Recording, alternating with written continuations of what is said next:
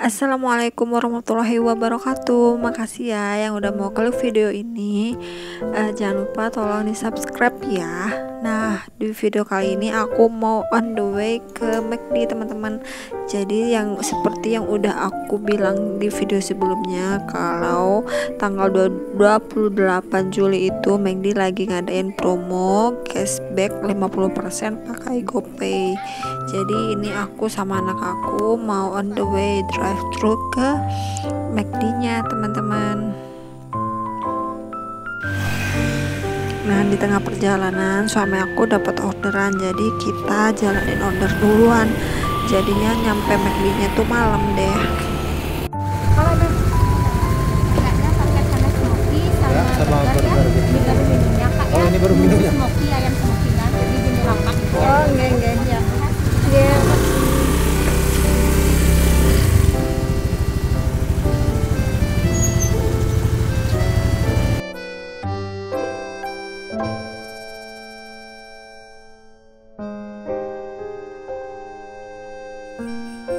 Aku udah sampai di rumah ya teman-teman.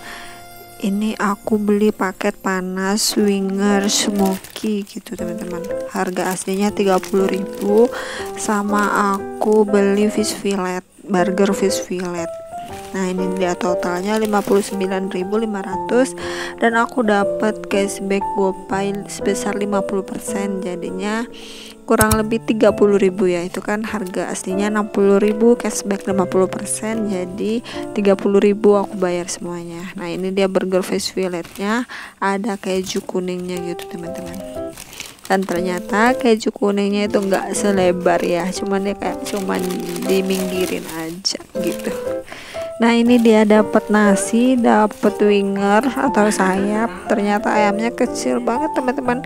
Ini paket ayam plus nasi plus minum harganya 30.000 ya. Itu udah paling murah. Dapat telur gitu. Nah, ini dia dapat ayamnya agak kosong.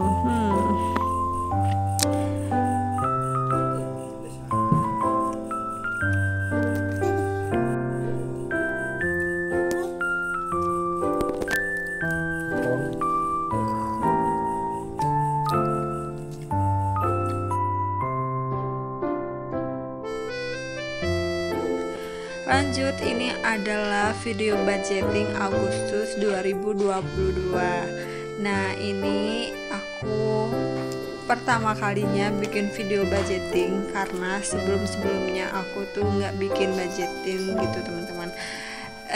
Kalau kalian subscriber lama aku, pasti kalian tahu kalau cara aku mengatur keuangan kemarin itu simple banget gitu ya. Kayak cuman dikasih tanggal, keterangan, uang yang masuk berapa, uang yang keluar berapa, dan sisanya berapa. Nah, bunda-bunda dan teman-teman di YouTube tuh kan banyak bikin video budgeting gitu ya, yang punya gaji tetap. Nah, di sini walaupun aku nggak punya gaji tetap, walaupun gajinya harian, jumlahnya nggak ketahuan berapa, di sini aku mau nyoba bisa nggak sih kita bikin budgeting. Nah, dan ternyata sebenarnya bisa-bisa aja teman-teman. Oh iya, disclaimer juga bahwa di sini aku bukan sok pintar atau sok gimana gitu ya.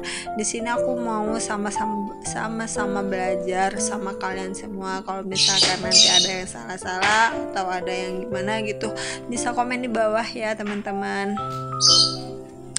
Nah, lanjut aja. Kita mau bikin budgeting. Yang pertama di atas itu aku tulis pendapatan, ada pendapatan harian tidak tetap. Nah, di sana aku nggak tulis nominalnya karena kan memang nggak tahu ya jumlahnya berapa. Nah, di bawahnya lagi itu ada pengeluaran. Nah, di bagian pengeluarannya itu aku rinci teman-teman, kayak kontrakan, kuota listrik, beras, dan lain-lain. Membuat budgeting seperti ini sebenarnya itu banyak fungsinya ya. Di sini aku membuat budgeting ini supaya aku bisa mengatur diri aku untuk supaya tidak terlalu boros dan supaya tidak terlalu pelit gitu teman-teman. Karena sebelum-sebelumnya aku tuh sudah pernah menjadi orang yang boros dan juga pernah menjadi orang yang bisa dibilang terlalu pelit sama diri aku sendiri.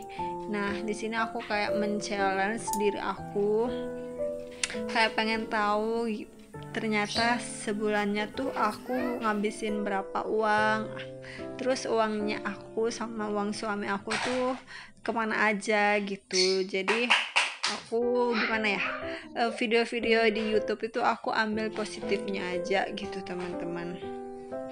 Nah, kalau kalian yang masih mau belajar sama kayak aku, bisa banget yuk belajar sama aku di sini. Tidak ada yang so pinter, tidak ada yang so gimana gitu ya. Pokoknya di sini kita tulis senyamannya kita aja. Nah, ini beberapa rincian udah aku tulis, terus aku bikin budgeting ala aku ya teman-teman. Yang pertama itu ada keterangan. Nah, di situ aku tuliskan budget dan di kolom sebelahnya lagi aku tulis aktual. Nah, yang pertama itu ada kontrakan 450.000, ada kuota 150.000. Ada listrik aku budgetkan 150.000 karena memang kurang lebihnya 150.000.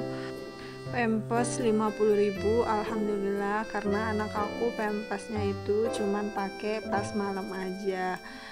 Nah, untuk beras aku budgetkan 250.000.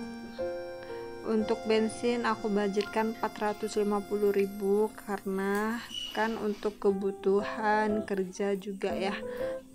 Nah, untuk belanja bulanan aku budgetkan 200.000. Untuk belanja mingguan pertama aku budgetkan 150.000.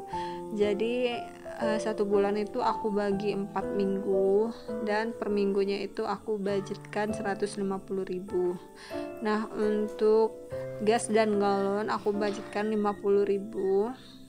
Untuk jajan anak aku budgetkan 150.000, artinya 5.000 per hari ya teman-teman.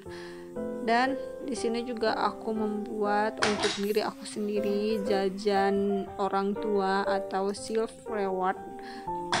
Itu aku budgetkan 200.000, istilahnya untuk aku 100.000, untuk suami aku 200.000. Ini sebenarnya budgetnya kayak mepet-mepet gitu teman-teman. Nah, untuk dana hiburan aku budgetkan 50.000. Yang paling bawah aku juga membudgetkan untuk dana tak terduga. Nah, di sana masih aku belum tulis, masih aku titik-titikin karena nanti bakal aku jumlahin dulu baru aku masukin nominalnya di sana. Nah, poin ketiga setelah pendapatan pengeluaran aku buat yaitu tabungan. Nah, sebenarnya untuk tabungan ini aku mewajibkan diri aku untuk menabung. Cuman kenapa aku nggak tulis di paling depan, karena bagi aku tabungan di sini masih lumayan sulit ya.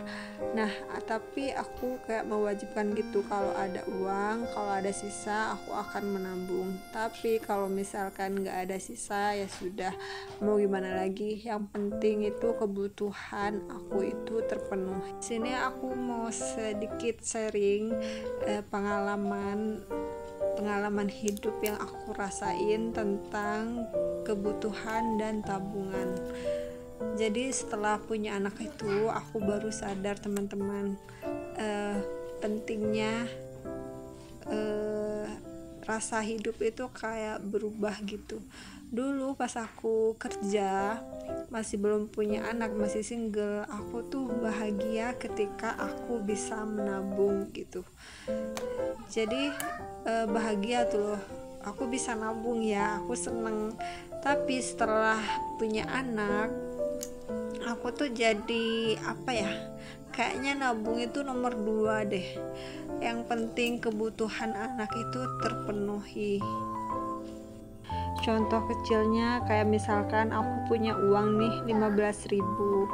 Nah, aku dulu tuh bakal seneng kalau uang itu ditabung ya teman-teman. Tapi sekarang aku lebih seneng kalau uang 15.000 itu karena aku udah punya anak, aku lebih seneng uang 15.000 itu dibeliin susu anak aku daripada harus aku tabung.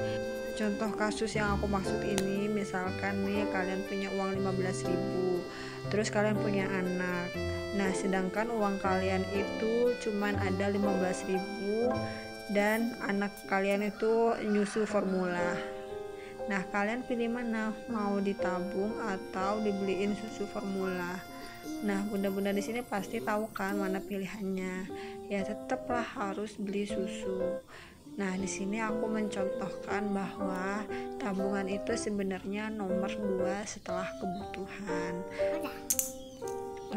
Next time ya kita bahas atau sharing-sharing lagi tentang ini ya teman-teman.